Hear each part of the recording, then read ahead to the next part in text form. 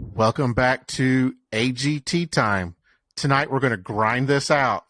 Cody Patterson here along with Jay Bach. We are here for episode 2 of season 3 on our rewatch. And did this one kind of feel like a grind to you? It felt a little bit like a grind. Yeah. I mean, just like Miss Kitty, Miss Pussykatt that we're going to get in a little bit. It kind of felt like a grind. Okay. All right. Yeah. This took me 2 nights to get through the episode and take all my notes and stuff. And it just, by the end of it, I was kind of just, that felt long. Like it felt long this time. Yeah. So I literally watched it like right before we were recording this. All right. Well, maybe you'll be able to remind me of some things too then. Anything? Let's talk about our business before we jump into the episode, I guess. Yeah, let's do that. We are at AGT Time Pod across all the platforms. That's how you can reach out to us. That's how you can tell us hi, tell us how to improve, or what we're doing great. Of course, rate, review, subscribe is what we always ask you guys to do, and you never do. So, I'm looking at you, subscriber, listening to this now. Thank you very much.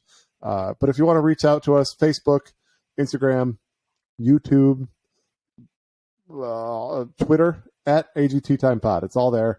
And with that, let's jump into episode 2, Cody. Real quick. So, you usually do the podcast review of the week. I do, yeah. Yes.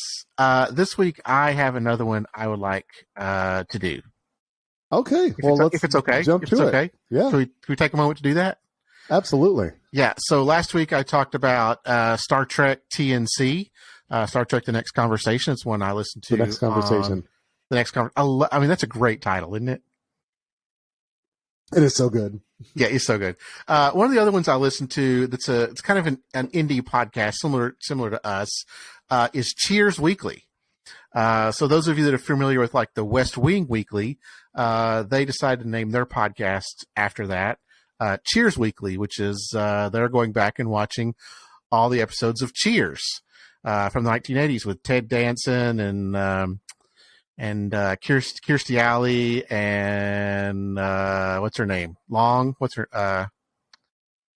Shoot. I'm not a Cheers guy. I've seen Diane. A few episodes. Is it Kelsey Grammer? Well, Kelsey Grammer's in it too. He's the one that I know. Yeah. John Ratzenberger and yep. So that whole gang. So they're going back and watch it. I think they're in season 8 right now, 7 or 8, somewhere along there. But they're it's George Sakaridis and Randy Woodbury. We do have a connection with UJ. Oh, they're both really? They're both Iowans. Oh. Yeah, I'd probably recognize them if they walked into the Cheers bar. Probably so.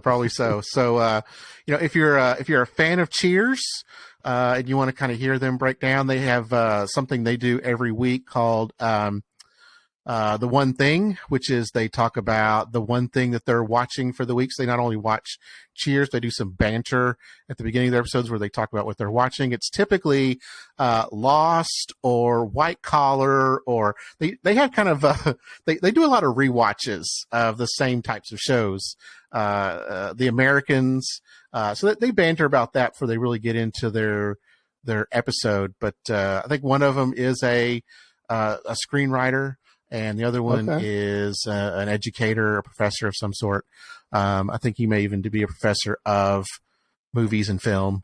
But yeah, if you like Cheers and you kind of want to hear them break that down, check out Cheers Weekly. They're on Twitter at Cheers Weekly Pod. Great podcast. They're Iowans, so I'm sure it's fantastic. That's right. They're both Iowans. Cubs fans. I mean, if you're a Cubs fan.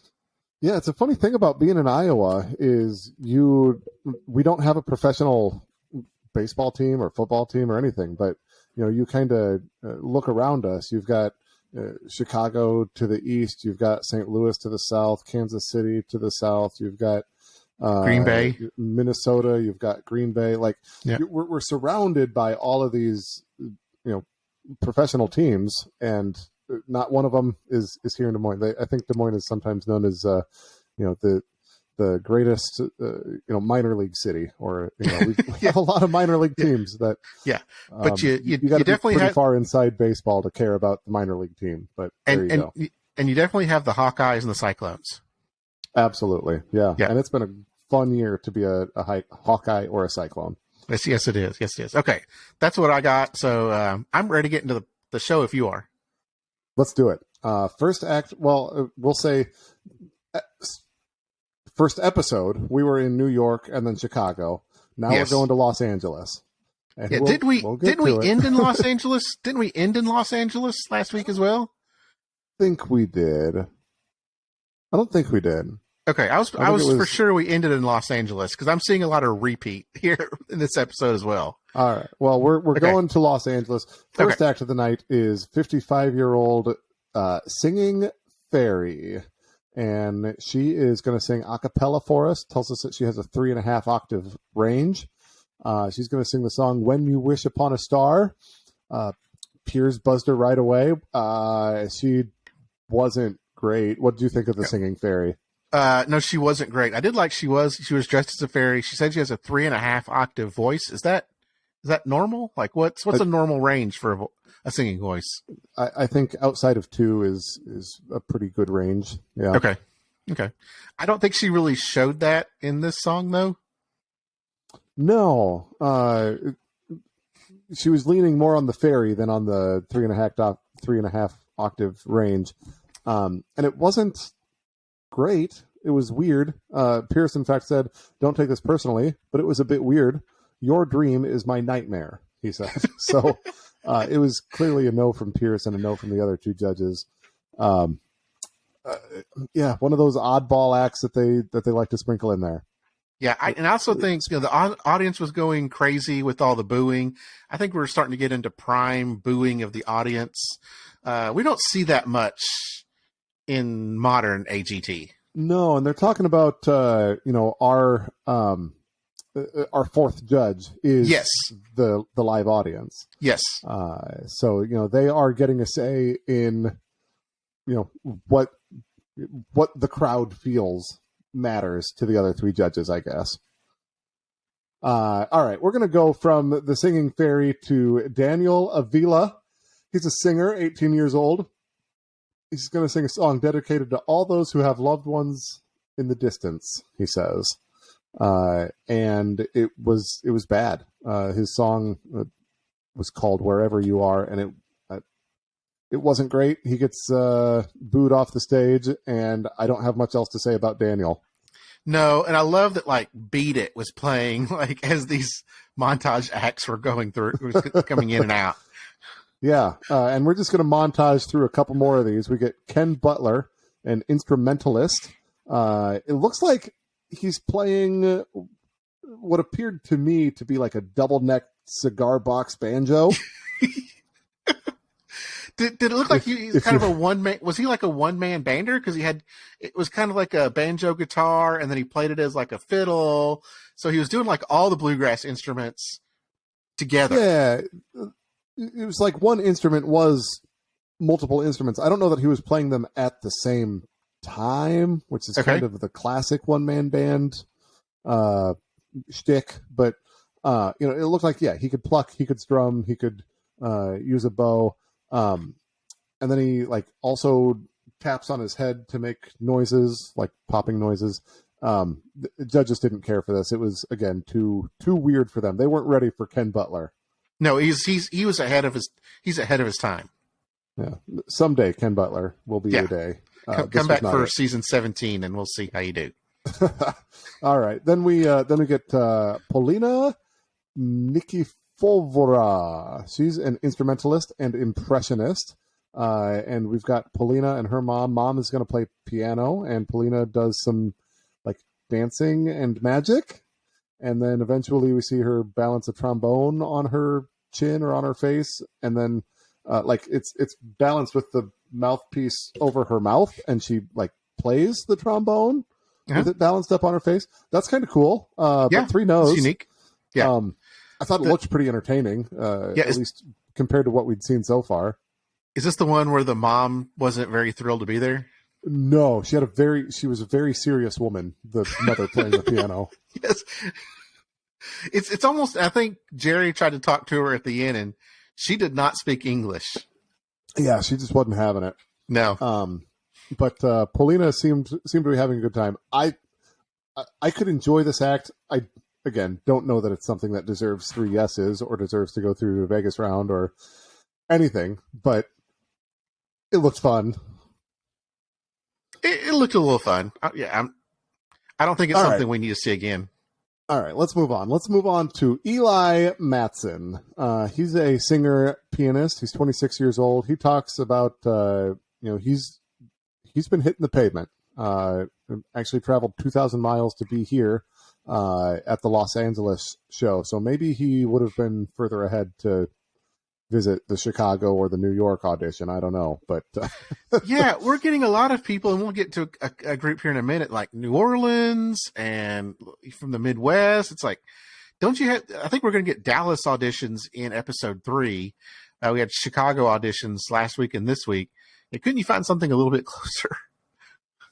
Yeah. So I don't know. Maybe he came from Alaska or something. I'm not sure. Okay. But he traveled 2,000 miles to be here. He played anywhere and anyhow he could, whatever he could to be able to survive to the next opportunity to play piano. This is like very much an America's Got Feels kind of video introduction package for him. Yep. He's going to play Walking in Memphis. He doesn't sit at the keyboard. He stands behind it. I haven't listened to Creed for a long time, but I kept thinking, man, he sounds like Creed. Yeah, that's what I was trying to figure out as well. I knew his style sounded very familiar, but I couldn't put my finger on it. Yeah, it might also just be, remembering Eli Matson from, 14 years ago, 13 years ago? 13 years ago, yeah. Flat cap? Flat cap again? I didn't put my flat cap on. I'm sorry. Yeah. In honor of Eli and Neil E. Boyd. But yeah.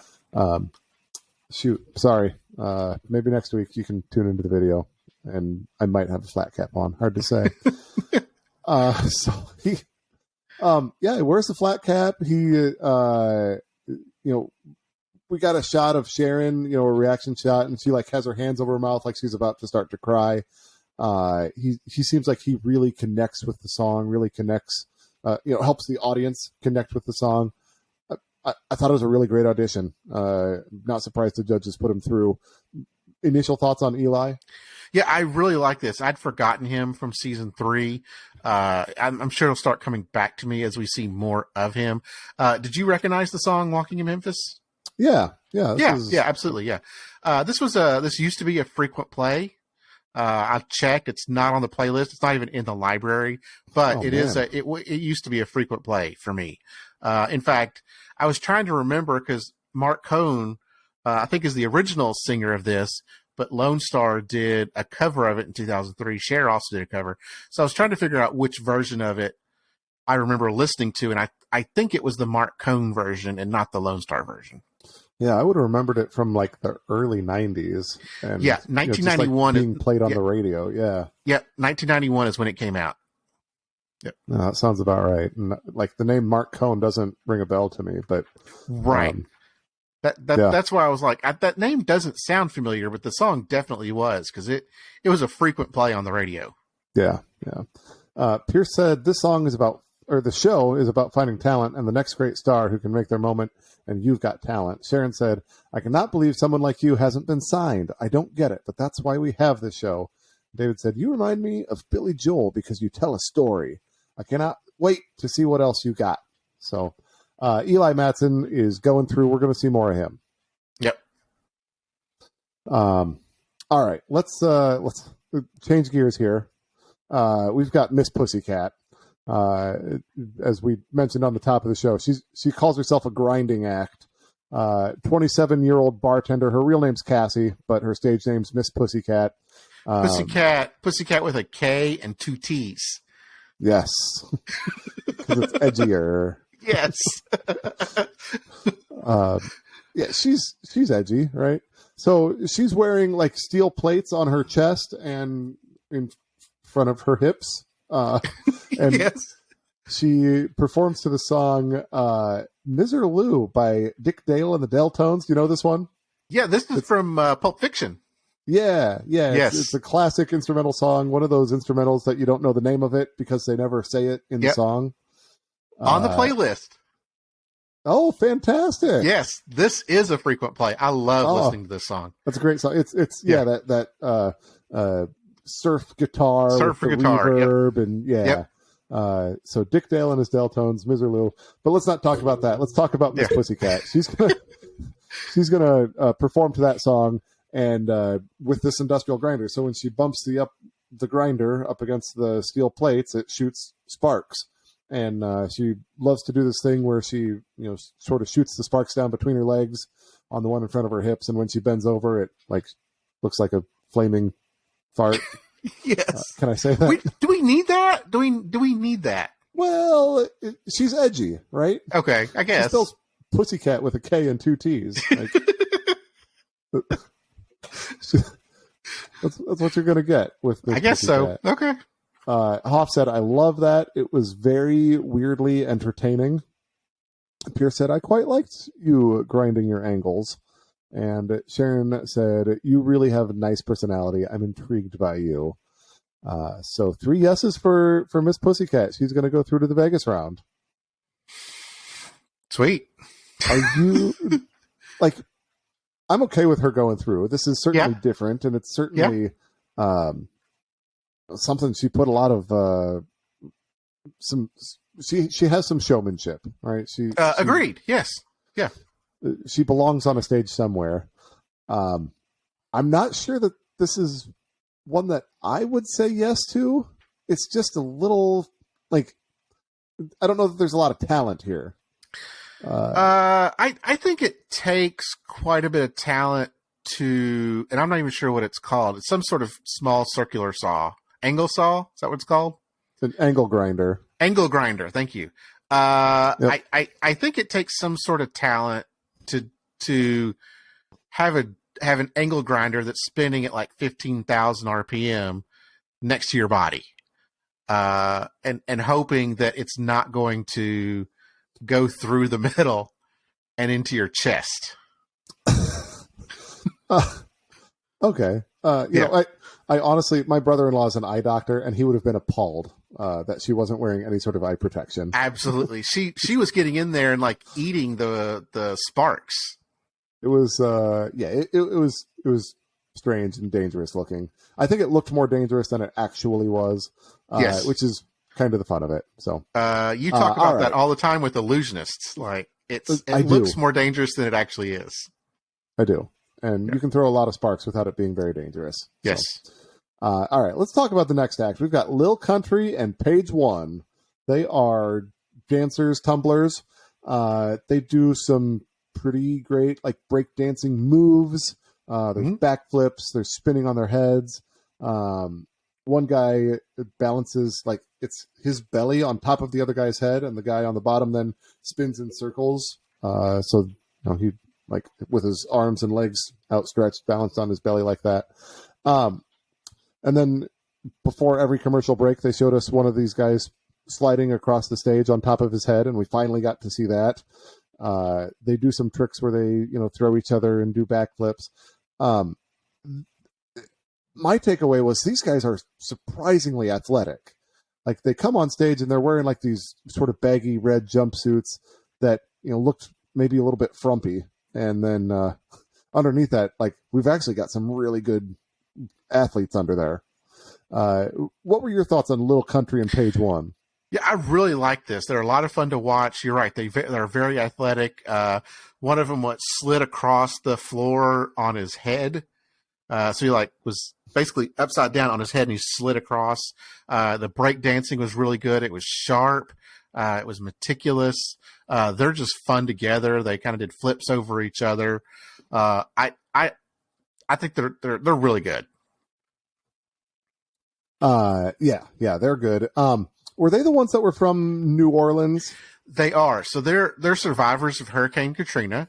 They talked about being down there in the ninth quarter, kind of the place that was hit the hardest during Katrina. So they had that story. One of Pierce's comments, Pierce and Sharon and Hoff all liked them, but one of the comments, and I love this, I'm saving it because I think we're going to get a lot of play out of this comment. This is not a show for who has the best story. We have to judge you on what you did. But it doesn't hurt if you have a good story. I think is the subtext, right? These guys were really fun to watch. Hoff said, "You guys are the best tumblers I've ever seen." Sharon said, "You shocked me. You're really, really good."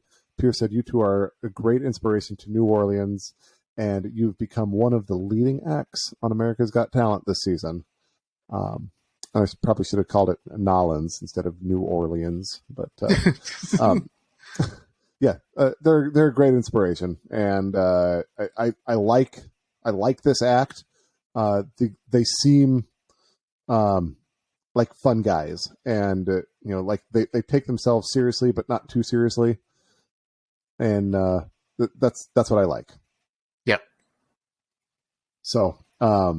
For the next part of the show, we're done in Los Angeles. We're going back to New York. Yeah, I had an issue with this, Jay. It's like I'm really thinking that we were in Los Angeles at the end of the last one, and so we're in Los Angeles. We basically can finish off where we were in the first episode. We go back to New York City. In a minute, we're going to go back to Chicago. Why didn't we just do a New York City episode and a Chicago episode and a Los Angeles episode? Why do we got to revisit where we were in the first episode? I don't know. I do not know. I like going to the different cities, but we don't need to revisit where we've already been. Yeah. It's like they want each audition episode to sort of be its a standalone for the season. You don't need to watch all the audition episodes. You just watch one. You get a flavor for what's coming up. Yep. All right. Well, we're going to New York. We're going to meet Drumtasia, also known as Michael Pestrito. He's a 57-year-old. He is a limo driver in the day, and his act is based around extreme percussioning. He's the one man who will create the greatest drum show on earth, he tells us. Does this guy need to team up with the guitarist from the first episode? The one with the double neck guitar that he dreamed up. Yeah, that took him 10 years to make. Well, in that case, it wouldn't be a one-man drum show. But it felt as loud and obnoxious as the guitar player. It kind of did. Did. He hit a lot of drums really hard.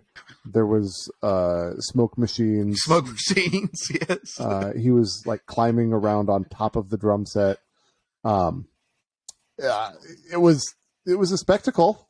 Yes. Pierce said it didn't work tonight, I'm afraid. But he can't play. Sharon said, "We had great fun watching you, but it may not be for this show." So she lets him down pretty soft. But it wasn't great. He might need to take some lessons from Malik Dope. Yeah. Or, any decent drummer. Yeah. Anybody who gives drum lessons might be a good person for him to take drum lessons from. Yeah.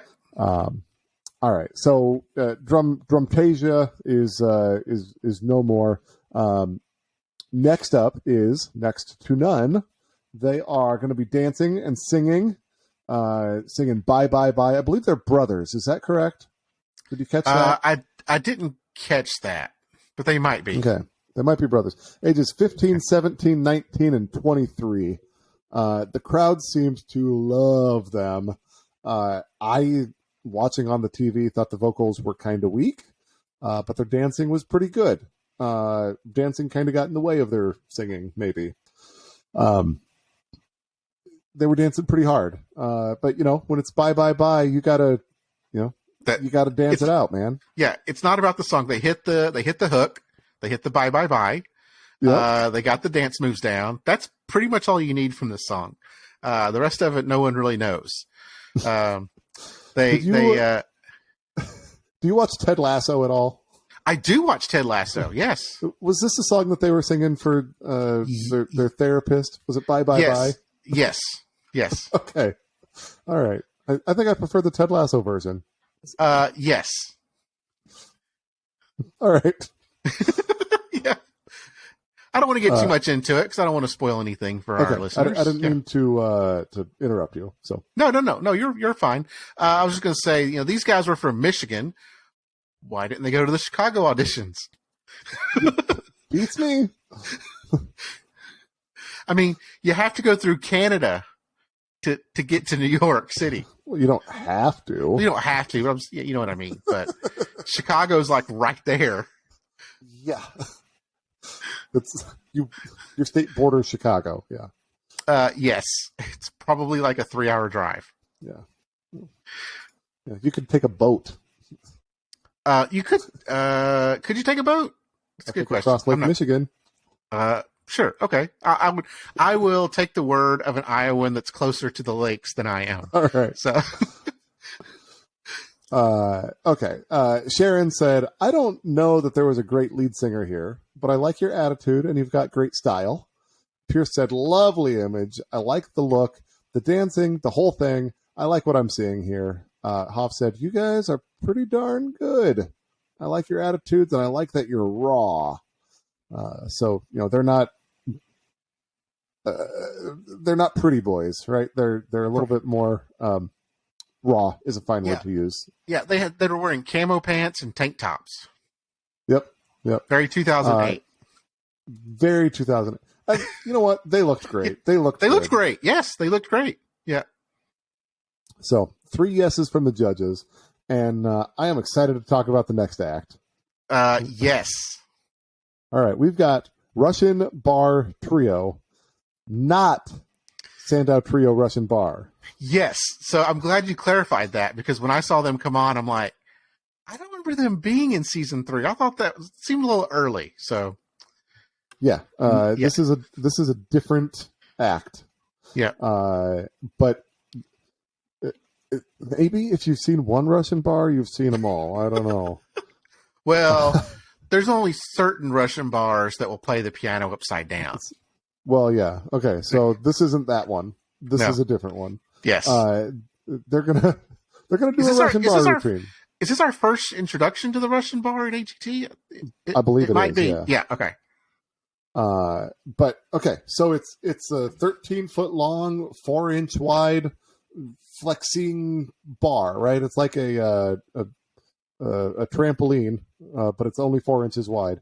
And I think having the guys hold it up on their shoulders like they do gives them some extra abilities, right? They can make it extra pop, or they can kind of catch her and allow her to stop real quick with the way that they carry the bar. So they're aerialist, I'll call her. They're flyer. She does spins and flips and all the good stuff that they do. It looks like she kind of gives a bow and then she climbs back up there and they do one more trick just because it looks that good. So yeah, why not? It's really fun to watch. This is definitely one of those acts like the 2-minute slot is perfect for them. Yep. If they had to fill 5 minutes or 10 minutes or 90 minutes, it might get a little bit tired. Yeah. Is this a great pre-show type act? It's like to warm up the crowd. This is made for the America's Got Talent show that is, we're going to have Eli Mattson come out and sing a song, and we're going to have Russian Bar do a routine, and we're going to have somebody else come out and sing a song, and we're going to have Nothing But Strings play a song. We're just going to take the episode, we're going to put it on the stage, you're going to see it live, and thanks for coming. And they'd be great with the musicians. Like if Nothing But Strings came out and they were playing, then these guys could do their act together. So, you can combine them with some other musician act. Yeah, this is not a Vegas headliner, but they could definitely belong on Cirque du Soleil or yes, on a variety show stage. Mm-hmm. I would love to see it. I'd love to see this live. Do you think they do other things besides the Russian bar? I think a lot of circus acts they focus on one thing besides the one thing that they do. I think a lot okay. of who is our the guy we interviewed with Scooby and Scooby 2. Christian Stoynev. Christian Stoynev, right? Like he does more than just balancing with his dog, right? He does the hand balancing, and he was in that circus show that was on America's Got Talent. He showed us, right? Like so I think like a lot of people, they sort of have their area of expertise, but like, if you need me to walk the tightrope, I can. Yeah, or do a trapeze or something like that. Yeah. Yeah. Okay. So I suspect they do more than just the Russian bar, but this is probably their their forte. Yeah. But yeah, I would love to see this live. I bet it's better live than it is on TV. Yeah, I could, the height that she goes, it probably carries well better in person than it does on TV. Yeah. We probably don't get the perspective of her height, the height that she is sent up into the air. Yeah. Jerry said that is singularly the most exciting act I've seen in 2 years I've been doing this show. Unbelievable. So we get the behind the backstage Jerry saying like, mind blown. And Jerry's seen a lot of stuff. Yeah, Jerry's seen a lot of stuff. If you're blowing Jerry Springer's mind, that's saying something. You're right. Hoff said, wow, that was great. Awesome. I loved it. Sharon said, I've never seen that before, and it was sensational. Pierce said that was absolutely fantastic. No surprise. It's 3 yeses from the judges. They've got something figured out. They really pack a punch in their show. That was a lot of fun. Next act of the night then is the Ozman. He's an Ozzy Osbourne impersonator. Real quick, before we get to that, I had notes here that we had a montage about the judges. Okay. All right. I don't have notes on that. Okay. So real quickly, they just did like a montage of the judges coming in and, who's the most favorite judge, and everyone likes the Hoff because it's the Hoff. And of course, Pierce had to talk about his time on The Apprentice, and he's very popular now because of The Apprentice. But then we get, Sharon coming in and the audience going nuts. And I'd forgotten this. I thought it ran longer than this, but the Osbournes were only on from 2002 to 2005. Oh, man. No, that's not very long, is it? No. Didn't it feel like it was on longer than that? I remember that era of television. I never once tuned into the show. I can't remember. I wasn't a regular watcher, but I may have seen, like half an episode or something. But we're now 3 years removed from the Osbournes at this point. Yeah. And she's still like her height. No, yeah, she's definitely taken her fame from that show and parlaying it into this gig. I'd say quite well. Yeah. And I kind of had an idea of what Sharon Osbourne would be like in my head before I saw her judge, and she's definitely a more gentle, sweet person than what I expected. Yeah. Yeah, I would agree with that. So, all right. Well, we've got the Ozman, Ozzy Osbourne impersonator, come out on stage. Name's Michael Droll. It tells us he was unemployed and seeking a job as a full-time Ozzy Osbourne impersonator. Keep applying for those jobs, bro. He's going to sing Crazy Train, which I've never tried to sing it, but I don't think it's an easy song to begin with. Yeah. And he doesn't have the chops to pull it off, and he doesn't really have the swagger to pull it off. What he does have are sunglasses or tinted glasses that kind of make him look a little bit like Ozzy Osbourne. Yep. And the baggy black pants and chains all over the place. Yeah, he tries to dress the part. Sharon is pretty quick to hit her buzzer. She's quickly followed by Hoff. And then Sharon and David attempt to hit Pierce's buzzer, but he kind of fights them off for a moment before they're successful. And the Ozman kind of comes to an end. Sharon, this is the least sweet that we see Sharon. She was trying to be very sweet about it.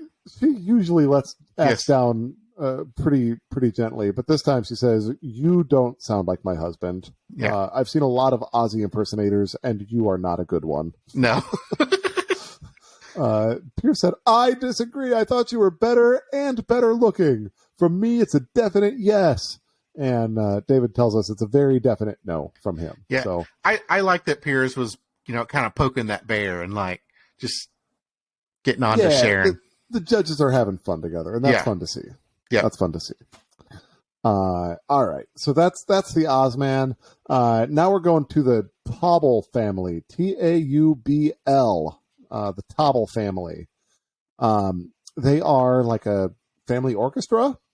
We've got, I think it's mom playing the piano. We've got a daughter playing the harp. We've got a couple of cellos. I'm not.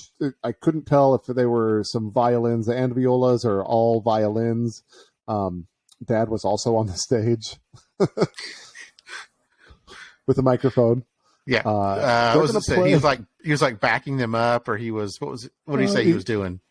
He says he was following. I think following. That's it. Yeah, just following along. They're going to play "The Hills Are Alive" from The Sound of Music. Yeah, which is interesting because when they come out and they say we're the Taubl family, Sharon says, "You mean like the Von Trapp family?" Yep. Yeah, they kind of like look at each other like, "Oh no, she's on to us." Yeah. So, like off the top of my head, like I'll take the Curtis family C notes over the Taubl family. Yeah, that's what I was. That's what I was getting ready to say. Is they are no Curtis family C notes. No. like the Curtis family C notes are the kind of family that homeschools because public schools are too conservative, and the Taubl family is the kind of family that homeschools because the public schools are too liberal. They're on different ends of that spectrum. Yeah. But yeah, I'll take Curtis family C notes. I'll take the Duttons over the Taubl family. Yes. This was just it was pretty dry. It was dry. Their singing was better than their playing. Somebody was really out of tune. I think it was one of the violins. Because when they stopped playing and they started singing, it seemed to get better. They needed to pick something way more upbeat than "The Hills Are Alive." They should have. After Sharon said, "You mean like the Von Trapp family?" They should have just huddled real quick. Okay, we need to go to plan B and pick something. Yeah, if they could play some bluegrass, if they could go Duttons on us, I would enjoy that a lot more. But this was is just really slow. It's just weak. I can see why the judges liked it. I can see why they got to go through, but this is not a winning kind of act. Oh, no. They're going to have to really kick it up a notch to impress them next time. Sharon said it sounded really beautiful. Hoff said, "When Pierce buzzed you, I thought you weren't that great, but then it got good. It was beautiful. You're an excellent act." Pierce said, "I don't think you're the best singers in the world, and I'm not sure what Dad was doing." He says, "I was following." But he says, "I may have buzzed you a little early, and I might be a tiny bit wrong. Collectively, it was quite good." So it's a yes from him. So 3 yeses for the Taubl family. They get another chance. Okay, so there you go. All right, let's move on to the DC Cowboys. They are a dance group. In fact, an all-volunteer amateur dance company from Washington, D.C. They've got some sleeveless red shirts on, some not too tight jeans in the style of 2008, and some shiny belt buckles and cowboy hats and cowboy boots. They say, think Brokeback Mountain meets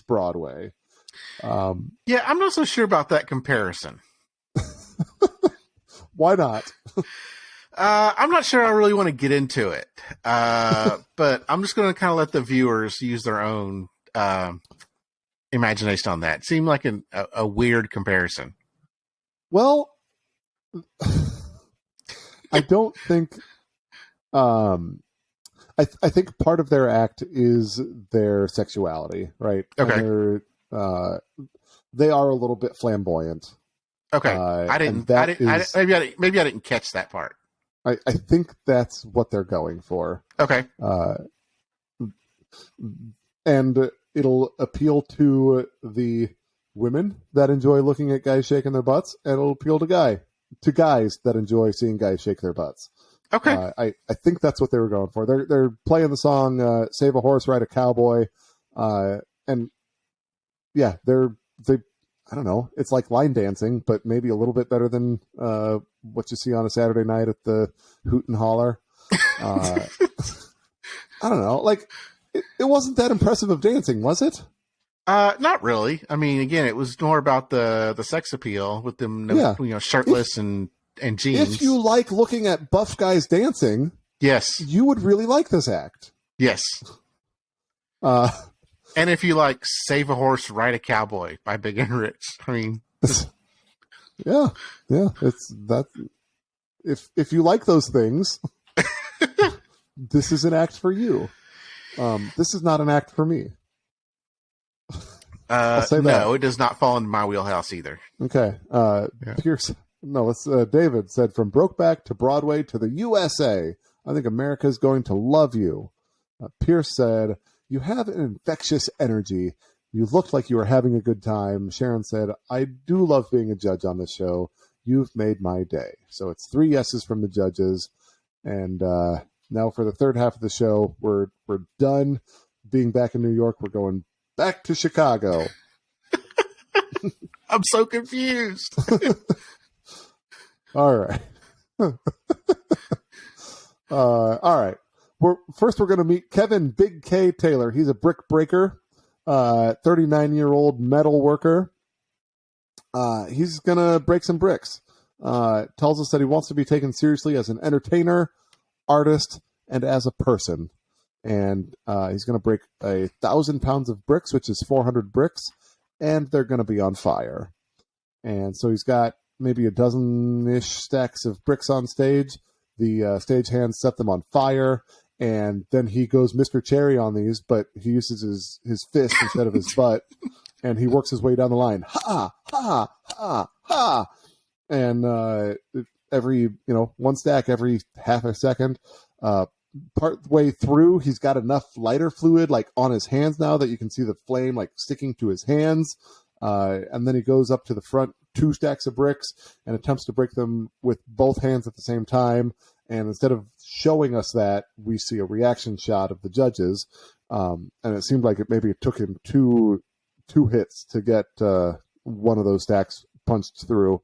But he did. It's being picky. This is, pretty classic, like strength act kind of act. What'd you think of Big K? If World Taekwondo had done this, they would have won season 16. Ooh. You think they needed to bring Big K in to... They needed to bring Big K in, or if they had just done it themselves and just broken bricks that were on fire, they would have won season 16. Ooh, okay, that's a hot take. Literally a hot take. I loved this. This was so cool. I loved it. Yeah. You love fire on the stage. Yes, I do. You love breaking stuff. I love breaking stuff, busting stuff. Yes. Right. Yep. Yeah. Yep. And he did it quickly. It wasn't like he would break some and then he'd have to pause. He just went down the line. Boom, boom, boom, boom, boom, boom. Yeah. Yeah. Mr. Cherry style. Mr. Cherry style. He wasn't going for a world record. No, that would have been not a world record. Impressive. Yes. Would it take anything away if he was like, "This is going to be a world record for breaking stacks of 5 bricks on fire in front of an audience of over 1,000"? Yeah, I'd applaud him. Yeah. Okay. sometimes I feel like, if you add too many caveats, it gets less impressive. I mean, you have to add the extra things because you don't want to make it too generic. You gotta, shrink it down a little bit. You want to make it a little more specific because if you just say, "Hey, I'm going to break 1,000 bricks," ooh, okay, well now I'm going to light them on fire. Okay, that's something. And then so, I think adding the caveats makes it better. I feel like we are the greatest America's Got Talent podcast by two hosts that publishes on Thursdays. We publish on Mondays. Records on Thursdays and publishes on Mondays. Yes. On the off season. Yes. Yeah. Yeah, we are. Absolutely. Yes, we are. That's right. That's what we do. No, so this is a little bit different because it's you're adding categories to it basically. So you're still going to say, "Hey, I'm going to make bricks, but I'm also going to set them on fire." So I think it ups the challenge. It's not really getting specific in the different things. It just ups the challenge. It's like, I'm going to break these bricks, but I'm also going to do it while they're on fire, which makes it okay. You've upped the difficulty level. It's like, okay, right. I can play, Madden on rookie. I can beat football teams on Madden on rookie. Okay. Well, now I'm going to beat them on what if they're on fire? On Hall of Fame level. Okay. Yeah. And if the game is on fire, that adds it too. So no, I like it. I like the additional categories. I mean, Mr. Cherry kept it simple. Just said, "Hey, he didn't say, 'Hey, I'm going to bust walnuts.' I'm going to bust walnuts with my butt." If they had been on fire, would that have made it like, what could have gotten him through to the finals? Yeah, I think Mr. Cherry. Yeah. Oh, Mr. Cherry had a lot of work to do to get to the finals since he didn't even get out of the auditions. He had a lot of work, but I think he would have got him to the next level if maybe they were on fire. I think that would have been maybe a little too dangerous because he would have been sitting on the fire and wouldn't have his butt wouldn't have had a chance to kind of take a break from the fire. Okay. So anyway, I digress. I went to Worlds of Fun, and one of their roller coasters is like, as you're going on, there's like the announcements that play over and over, and they're like, the Patriot is the highest and fastest full circuit inverted roller coaster in the region. Yes. It's like, well, yep. If you put so many caveats on it, and then you put like in the region on the end, like, what in the world is a region? Like, it's that's a very like. I'm not sure that like that's really as impressive as you think it is. The northeast corner of central Iowa. Yeah. Yeah. All right. Okay. So Big K, he was on fire. Pierce said that was incredible. What I liked was that you took martial arts and made it entertaining. David said that was awesome. It was incredible what you just did. Sharon said, I've never seen anything like that. It was scary. I was scared when I saw that you were on fire. 2 yeses, and Sharon doesn't want to be a part of seeing him get hurt. So it is only 2 yeses. Okay. It's okay. All you need. Two is all you need. 2 is enough. Yep. All right. We're going to go to Chalena Black Hair. She's a 38-year-old realtor, but that is not her talent. She's going to be a singer. Tells us that, America's Got Feels alert. She was diagnosed with cervical cancer 2 years ago, and is now cancer-free. She's going to sing "A Change Is Gonna Come," which is a Sam Cooke song, but I am not familiar with this song. Are you at all? I don't think so. I don't think so. Okay. All right. "A Change Is Gonna Come." But she sings it completely a cappella, no backing track or nothing. Just Chalena on the stage, which I thought was a pretty impressive way to do it. It made her stand out anyhow. What'd you think of her song? I mean, she's got some great pipes, but I think she overdid it. I think she needs to back it down a little bit. It seemed like it was overdone. She was a little too loud. She's got a wonderful, powerful, soulful voice, but I think you just need to kind of just, bring it down just slightly. Right. It doesn't need to be that strong. We don't need to go a all the way to little bit more 11. dynamics. Yeah, we don't need to go all the way to 11. Maybe we need to go to about 8. Okay. All right. Yeah. David said, you come on here, you've got the sweetest smile, and then you come off with this amazing instrument. You are what the show is about. Pierce said, I thought it was good. Not great audition. We've got 3 or 4 singers who are already better than you that we've put through. Sharon said, we've seen singers who are different, maybe better, but you sing with a great deal of heart. So, again, she kind of connects with the song, but is she good enough? That's the question. David is telling us absolutely yes. Pierce says, I like your spirit, so I'll say yes. And Sharon says it's a yes from me. So she gets her 3 yeses. She's going through to the Vegas rounds. We'll see if she hangs around long or not. Yeah, I'm hoping someone just tells her that same thing. I'm surprised Pierce didn't say that of, hey, you don't need to be that strong. Let's just kind of pull it back a little bit. All right. Okay, so we get it, sort of some middle of the road, good enough for Vegas, but not great acts going through. And now it's time for a montage. You ready? Yeah, a magician montage. This is the magician montage. We got Johnny Olshavsky, or Johnny O. He's a 51-year-old warehouse worker, turns like a flame from his pocket into a ball, and then he tries to catch the ball in his mouth and misses, and tries again and misses again, and it wasn't good magic, and it wasn't funny. It was just kind of bad. Yeah. I love that the moment the ball hit the ground, Pierce immediately hit his buzzer. Nope. No, there was not a single delay. All right, we got Dan Stapleton, a 46-year-old magician, calls himself Dan the Magic Man, pulls the head off of a dove and restores it. I mean, that's kind of impressive. I mean, right. I don't like mutilation of animals, but I thought it was a pretty impressive illusion. The dove just put its head under its wing. That's all. Is it like was. the old thumb trick? Yeah, it's that. Yeah, that trick. All right. Yeah, I don't have kids. Nose. I don't have kids, so I can't do the thumb trick. So. Oh man. Oh yeah. geez. It is kind of a dad thing. Are you an uncle?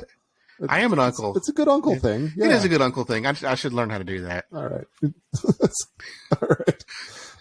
We got who was that? That was Dan the Man. We got Dorian. He's a 45-year-old magician. He pulls cards out of his mouth, and then he has a prop that kind of falls apart on him on stage. It looks like. Yeah. So that was a little rough. Sharon seemed a little disgusted about the cards out of the mouth trick. I'm like, that's actually a pretty old trick. It's kind of, yeah. If you haven't seen that one, Sharon. Yeah. I don't know that you're qualified to be a judge on this show. All right. Dennis Keith is a 46-year-old magician. He's a little bit of a heavyset guy who says, I will demonstrate for you the art of self-levitation. And he lays his head on one chair and his feet on another chair, and his assistant pulls the chair out from under his head, and he boom, falls to the ground. Thumps on the ground. I don't know if this was like a joke thing, or if it intentionally just failed, or if it actually just failed. I'm sure it was a joke. Okay. There might have been a surprise that came after, but they didn't show us that. Okay. Because she went to the other side. She went to the legs. Like his legs were still up in, or his feet were still up in the chair. So she goes over to the chair with the legs and pulls them out too. So, okay. And thump. Thump. All right. We got Becky Blaney, a magician. She's going to do the metal rings that hook together, and then they unhook, and then they hook together. I actually thought she was pretty funny. I would have liked to see her whole act. She got the ring stuck on the chair, and how did this get stuck on the chair? And then the last thing that we see is her accidentally quote pull her bra off. Yes, it was hooked to the rings. I thought that was pretty funny. Pretty funny. It'd be great if some of these magicians that think they're doing serious magic but are really terrible at it would convert their act into more of a comedy act. Yeah, definitely. Yes. Yeah. She was a little bit more of the clown kind of magic than the shin limb, very serious kind of magic. Very dramatic. Yes. She also I don't know, appeared like a pretty proper lady. She wasn't. Yes. that surprise of like, oh, you're pulling your bra off is, a surprise. So, all right, we had Bizarro, who there was fire on his pants. Okay, all right, and then we've got the Pendragons. This is a husband and wife duo. Oh, go ahead. Real quick, there was one called the Demented Magic. Was that one? I don't have that. Oh, there was one called the Demented Magician, and that might be the one with the fire. Because I'm like, I want to see more of the Demented Magician. Okay, yeah, I think that might have been the same guy. Okay. Okay, Pendragons, husband and wife duo. While preparing for a trick 2 years ago, Mr. Pendragon took a arrow through his heart. So do you think that baby. Do you think he was not thrilled with the joke that Ryan and pulled on Simon back in season 16? Amber Stock and Ryan Stock and Amber Lynn. Maybe. I was thinking of a song, "Shot Through the Heart," and you're to blame. Okay, I didn't know if he would find that prank that they pulled on Simon funny or not. I don't know. That was years ago. Tragedy plus time is comedy, right? Okay. Okay. I think it's been long enough. Okay. I hope you can laugh about it. All right. Well, he's going to go in a bag, and the bag is going to go in a trunk, and the trunk is going to get locked by his wife, and it's going to be lashed with a sword. And then she climbs on top and pulls up the curtain and drops the curtain, and whoa, it's him, not her. And he gets off the trunk, and he unlocks it, and inside is a bag with somebody inside of it, and it's her inside of the bag. Wow. But she's wearing a different outfit. Yes. She's wearing a swimsuit. Have you ever seen this magic before? I'm sure I have. Why? I don't know. It's just it feels like a very trick that we've seen 100 times. I mean, yes, I've seen the trick where someone's on a box or something and they raise up a curtain and then drop it and it is someone else. And they switch places with the person who was in the box, right? Yeah. I've seen that trick many times. I didn't know if you were mentioning that's specifically what I mean. Her changing outfits. No. Okay. I meant the trick where you switch places with the person who's locked inside the box. Then yes, I've seen this trick many times. Okay. Well, the judges loved it. Hoff said, I liked it very much. I'd like to see what's coming up next. It was 2008. Maybe it was novel in 2008. I don't think it was. Okay. Just, I don't know. 2008, different time. Sharon said, you are what this show is all about. I'd like to see you back. Pierce says, it's a good trick, very well executed, and a beautiful assistant. So it's 3 yeses for the Pendragons. I'm surprised that it's 3 yeses for the Pendragons. I mean, they didn't screw it up. I mean, yes, it is a very cliche trick that it's almost elementary for any magician. They've been doing this, they said, 30 years. Yeah. So maybe it's just a start. Maybe it's just something they wanted to start that's very easy. It's very clean. There's not a lot of risk to it. Again, they're just trying to get through to the next round. So if they show up in Vegas, they can do something a little more complicated, a little more fancy. I don't know. We'll just have to see. All right. Yeah, they had to bring the trick with them all the way to Chicago. So they brought the trunk with them all. I don't know where they came from or what they're doing, but yeah. All right. So that's the Pendragons. I can say they do seem very polished. If they've been doing this for 30 years, it looks like they know what they're doing. Yeah, I mean, and he almost died from doing a trick. So we also see this, Jay. We also see, or at least in modern AGT, where a magician will come out or illusionist will come out and say, hey, I almost died doing this trick. I haven't done this. I did this once. I almost died, and I haven't done it since. They do say that all the time. You're right. They say that all the time. I thought they were going to come out and do that trick. Oh, no. No.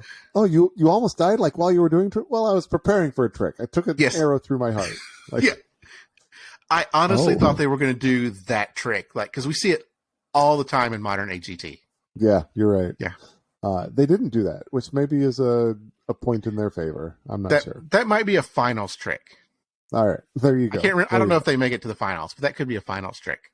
All right, we'll find out. Stay tuned for the next episodes. All right, we've got another montage alert. We've got impersonators. Yes. Rob Caudle, 45-year-old Rod Stewart impersonator. He looks the part well enough. Pretty good. Pretty close. The judges think he looks kind of like Jerry Springer, I guess. I disagree. I didn't see it, yeah. Okay. We had CJ King, a 51-year-old Cyndi Lauper impersonator, singing Girls Just Want to Have Fun. Girls Just Want to Have Fun, yeah. Okay. We got John Morgan, who's a George W. Bush impersonator, 51-year-old. They said it's not good material, which if you're going to be an impersonator, like, you got to do more than just look like them. Yes. Yeah. So you got to have the material. We had Steve Richards, an Elton John impersonator. He starts singing Rocket Man, but needs to start over. He got buzzed. He didn't get the what was the kid from season 16 that had to start over? He didn't take lessons from that kid. Oh yeah. Well, yeah. When you're an adult man, you're not allowed. And also, it's the auditions, not the finals. Not the finals. Yeah. All right. We had Tasha Long, a Dionne Warwick impersonator, 44-year-old makeup artist. Also is a man who lip syncs. Yeah, that was a little surprising. Yeah, it was. Yeah. And then we got Joseph Hall from just down Interstate 80 from me in Lincoln, Nebraska. He's an Elvis impersonator. 23-year-old, listed as a tribute artist. Gonna sing Nothing But a Hound Dog. He's got the look. He's got the moves. He's got the voice. I kind of liked this. Yeah, kind of liked it. Yeah. And I'm not a big Elvis guy, but I mean, if you get a good impersonator, it can be fun. Yeah, and like he did like early Elvis, not the like sparkly, over the top, overweight Elvis. It was like young, sexy Elvis. Yeah, that's exactly what Pierce said. You know, most impersonators come out with late in life Elvis, and they're fat and they're bald, and he's glad that he came out, you know, young, fit. He's wearing the tight leather outfit. Yeah. He's got the smile. He's got the smirk and the smile. Yeah, he looked good. Like, I can see why the ladies in the crowd were screaming. He definitely, like, he's got that swagger about him. And like you said, Pierce said, I normally hate Elvis impersonators, but I thought, if you sing as good as you look, we're going to have a great act here. Sharon said, if you don't have to sing, you don't have to sing or do anything. Just stand there. And then she asked how old he is. He says 23. She says, I have shoes older than you, but I'd like to try you on. And Hoff said, you've got the look and the moves. You've got it, man. So Joseph Hall, he's going to go through. That's going to put a button on the show. That's a pretty decent way to end it. Any takeaways from this particular episode? Yeah, this episode was fine. I think we talked earlier. It seemed like it was a grind. It wasn't great. I think I enjoyed the first one better. We did get another act this week that I think we're going to see quite a bit of. So, I mean, of course, in AGT is live. So, I mean, at the time, it's not a pre-recorded thing like some other reality shows. So, it was interesting to kind of see these acts that we're going to see for a while spread out over a couple episodes. So, yeah, it is kind of interesting on the rewatch, right? Especially so far removed from it, but knowing some of the results.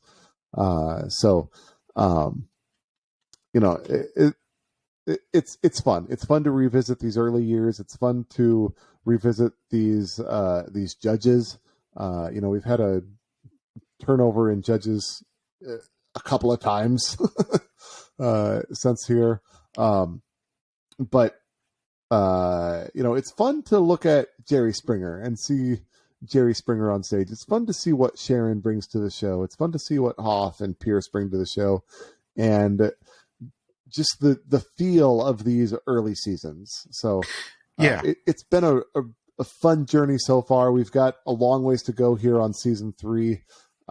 It may get interrupted by AGT Extreme, which is recording or has recorded is recording. Yes, not too terribly far from you in Atlanta. Yep. And I believe it's at the Atlanta Motor Speedway, right? It is. Yes. So there's plenty of acres there for them to work with, I'd imagine. And they've apparently built a big stage, and you can hear all this. I spoke with Steven Anderson, our good friend Steven Anderson, about AGT Extreme right around the time that our episode 1 podcast came out, because they've announced the judges. We talked a little bit about what we know from AGT Extreme. We know that there is a giant stage. The saying they have this season is the biggest stage has now gotten bigger. Yeah. But it's going to be outdoors. There's still a lot we don't know, but you can listen to our podcast my podcast I did with Steven Anderson to kind of hear what we do know. Yeah, we're making a lot of guesses at this point about an AGT Extreme, but that's going to be happening, and it may interfere with our season 3 rewatch schedule. We've only got so many hours in the day, and we've got day jobs. Yes. We can't even get you guys to review our podcast, let alone make money off this thing. So we appreciate our loyal listeners that tune in every week to listen to us. That's what I mean to say. Yeah. Our loyal, stingy listeners with their... You guys don't have enough time to leave a review. How am I supposed to have enough time to watch episodes of season 3 and AGT Extreme at the same time? That's what I'm trying to say. Yeah. So just a reminder, we'll be doing season 3. There's of course, it's the off season. We're going to have holidays coming up, vacations coming up. Once Commenter gets some free time, then I'll be doing some rewatchables with Commenter. So, this season 3 could bleed over into 2022. Could be, we don't know how long, but we're going to do every single week, every single episode, week at a time, and we'll just go as long as we need to go. If we get, all the way to season 17 and we're getting close to being finished, then we'll just finish it off and get ready for season 4 at the next year. There you go. Yep. But I'm enjoying doing this. It's great going back and looking at these older episodes. Jay, something I'm missing while watching season 3, though, is we're used to seeing in modern AGT, or at least in the last decade, the last 10 years, is the performers interacting, like having the judges and the host come up and participate in the performance. And I'm not sure we're seeing much of that this season. You're saying Howie, I need you to join me on stage. Right. Hey, Hoff, can you come up on stage and help me with this magic trick or whatever it is? We haven't seen that yet. Yep. I was hoping you weren't talking about the Duncan Lounge or something. I could do without that junk. But no, I'm talking the actual performers coming up or the judges and the host coming up on stage, being part of the performance with the act. Well, let's keep an eye out for that. Okay. Let's watch for the first act that brings the judges on stage as part of their performance. Okay, sounds good. Yeah, we'll clock that. All right. Good. Anything else? Any other broad comments need to be brought up here before we put a button on this one? No, just real quick. I want to apologize for my co-host and him calling out people not. No, I'm just kidding. You're calling me out for calling them out? Listeners, thank you. Please, please, please, please rate, review us. I know it's the off season. There is still AGT going on. We're going to be here to cover Extreme. We're going to be here to cover season 3. There's much more AGT that I hope that we can fill your ears with. So, please send us your comments, questions, feedback, whatever. We want to hear from you. That's that's not the reason we do it, but we want to kind of hear what you think of season 3. If you're watching along with us, that'd be great. Just a reminder, the episodes are on YouTube. I put the playlist in the show notes. So if you listen to episode Auditions 1, the link's in there. I'll include it in the show notes for this. So you can go out, you can watch the episode. They're out there in the entirety. But catch us online, AGT Time Pod. We're here. We'd love to hear from you. All right. Yeah. In all honesty, I really do appreciate all of our listeners. If you've been listening for, I don't know how long of this rewatch of season 3, episode 2, you are the people that we do this for. Yeah. So thank you. And go rate, review, subscribe. Yep. Well, that's all I have, Jay. That's all I got. Stay safe, everybody. Yep. Have a good night. Bye.